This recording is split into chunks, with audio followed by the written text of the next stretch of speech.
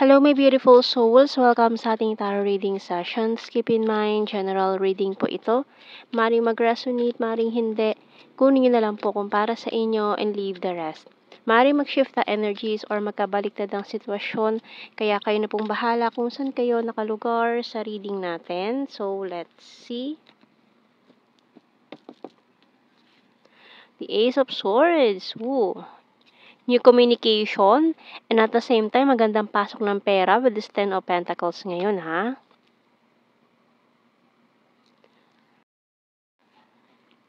Death card, and this King of Pentacles. So, we also have here the Chariot card, Empress, Shadow side, and the Star. Oh, ang dami nating major arcana na lumabas dito. So, ayan ang mga signs natin. Scorpio, Cancer, Libra, Capricorn, and Aquarius. Oh, and the Three of Wands sa bottom card natin.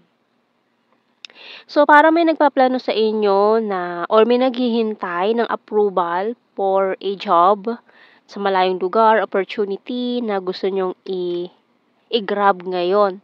And sa nakikita ko dito, magandang opportunity ito na kung tatanggapin mo, maring matagal mong hinintay ito. Kaya parang naghihintay ka ng sign or go signal. So, it's a go signal for you kung ito talaga yung hinahangad mo or gusto ng puso mong gawin. So, ituloy mo lang.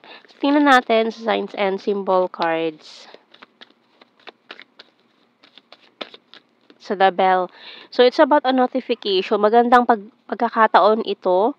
And at the same time, opportunity na rin, open communication. Ayan, with this open book, may makakausap ka pa bago ka umalis or ito ay a message of reconciliation, pagpapatawad kasi magpapasko, 'di ba?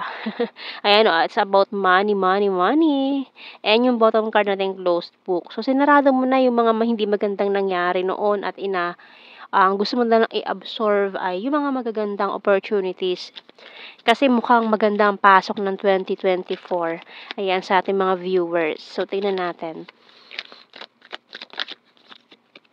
I regret lying to you. So, itong taon to na gustong, kumbaga, makausap ka bago ka matuloy or ayan, bago ka umalis. So, gusto niya muna bago ka umalis, mapatawad mo man lang daw siya, ganyan.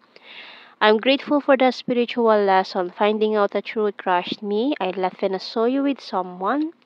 I want to feel that way again. I bury myself in work to forget you. I'm becoming a better person and I love you unconditionally. So, parang sinasabi niya rito na maghihintay siya. Mapatawad mo siya kahit pagbalik mo pa, ganyan. Kung hindi mo pa kayang patawarin tong taong to, maghihintay siya na mapatawad mo siya. So, sometimes I stay awake thinking about you. Kasi guilty tong taong to, parang nakukonsensya siya doon sa mga nagawa niya. And parang hinahunt siya itong mga kasalanan niya, no? Tingnan natin ang message ng Archangels natin. Divine Order by Archangel Raguel. Everything is how it needs to be right now. Look past the illusion and see underlying order. So, ayan, nagiging maayos na ang lahat, no? Kumbaga dati is nagulo-gulo yung buhay mo, may mga naligaw ng landas, at gusto niyang kalimutan itong mga pagkakamali na nagawa sa inyong nakaraan. So, ngayon gusto niya nang bumawi.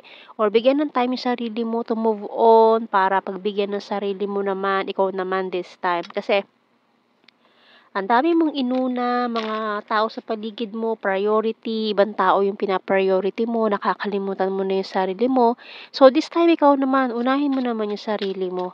No? So, i-treat mo yung sarili mo kapag ikaw ay okay na sa financially stable na.